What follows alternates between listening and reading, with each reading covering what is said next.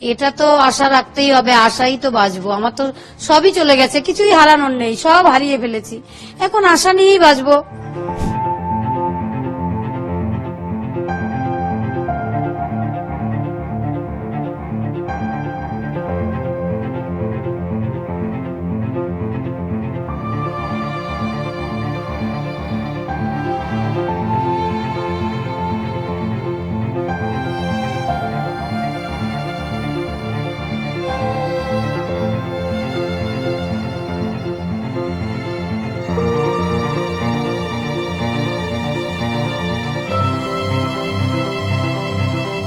প্রথমে পুলিশ বলেনি, প্রথমে হসপিটাল থেকেই ফোন করা হয়েছিল যে আমরা আরজিকর হসপিটাল থেকে বলছি, আপনার মেয়ে অসুস্থ। তো তখন এটুকু বলে লাইন কেটে দিয়েছেন। তারপর তখন আমি ফোন করি যে আমার মেয়ের কি হয়েছে, আমার মেয়ের কি হয়েছে। তো উনি বলেন আমি তো ডক্টর নই, ডক্টরের কাছে নিয়ে যাচ্ছি, ডক্টরই বলবেন কি হয়েছে, আপনারা আসুন।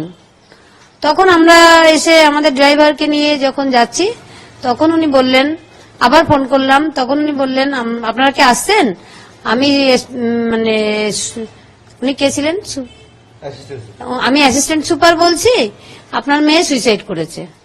কবে বলেছিলেন, কি টাইম? বৃহস্পতিবার 10:53। আমরা সাথে সাথেই পৌঁছেছি, গাড়ি নিয়ে যতটা টাইম লাগে। তারপর আমাদের বসিয়ে রেখেছে, দেখতে দেয়নি। তারপর ডিপার্টমেন্টে বসে রয়েছি, 3টের সময় আমাদের দেখতে দিয়েছে। বডি আপনারা দেখেছিলেন? হ্যাঁ। কি রকম অবস্থায় ছিল বডি? ওই প্যান্ট ট্যান্ট গুলো সব খোলা ফেলা ছিল, গায়ে শুধু একটা জামা ছিল, চাদর দিয়ে মোড়ানো ছিল, হাতটা এরকম ভাঙা ছিল, এখানে চোখ দিয়ে রক্ত পড়ছিল, মুখ দিয়ে রক্ত পড়ছিল। যেখানে ইনসিডেন্ট হয়েছিল ওখানেই আপনাদেরকে কি করে বলবো যে ওখানেই হয়েছে? হ্যাঁ হ্যাঁ, ওটাই বলছি, সেমিনার হলেই দেখেছি আমরা মেয়েকে। আপনার রিঅ্যাকশন কি ছিল পুলিশ বা হসপিটাল অ্যাডমিনিস্ট্রেশনকে নিয়ে? ওনারা তো বলেছিলেন কি অসুস্থ আছে আর সুসাইড করেছে। হ্যাঁ, আপনার রিঅ্যাকশন কি ছিল? না আমি বলেছি আমার মেয়ের এই অবস্থা দেখে কেউ বলবে না সুইসাইড করেছে, মানে তাকে দেখলেই বোঝা যাচ্ছে কেউ তাকে খুন করে ফেলেছে। তখন তো আমি বলেছি আমার মেয়েটাকে অনেক কষ্ট করে ডাক্তার বানিয়েছিলাম, এরা আমার মেয়েকে খুন করে ফেলেছে, আমি তখন বলে দিয়েছি।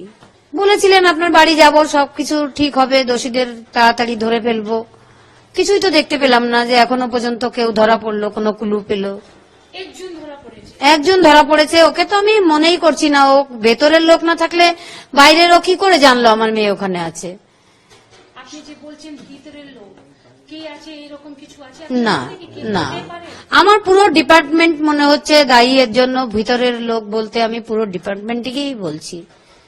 এখন যে সিবিআই ইনকোয়ারি করছেন, আপনি স্যাটিসফাইড আছেন? এটা তো আশা রাখতেই হবে, আশাই তো বাঁচবো। আমার তো সবই চলে গেছে, কিছুই হারানোর নেই, সব হারিয়ে ফেলেছি, এখন আশা নিয়েই বাঁচবো। আর স্টেট গভর্নমেন্ট যে বলছে কি কলকাতা পুলিশ ভালো কাজ করেছে, সেটা নিয়ে কি বলবেন? একটু ভালো কাজ করেনি, এমনকি এখন আমাদের সিএম যাতে প্রতিবাদটা বন্ধ করার চেষ্টা করছেন। আমার মনে হচ্ছে আজকে 144 ধারা জারি করে দিয়েছেন এখানে, যাতে মানুষ প্রতিবাদ করতে না পারে। সিপি ওই দিন পুরো দিন হসপিটাল ছিলেন, আপনারাও ছিলেন, ওনার ভূমিকা নিয়ে কি বলবেন? উনি আমাদের সঙ্গে কোনো সহযোগিতা করেননি, বরং কেসটা মানে পুরো যাতে তাড়াতাড়ি করে মিটিয়ে দেওয়া যায় সেই চেষ্টাই করছিলেন। যেরকম তাড়াতাড়ি পোস্টমর্টম হয়ে যাবে, তাড়াতাড়ি বডি নিয়ে পুড়িয়ে দেবেন, এরকম চেষ্টা।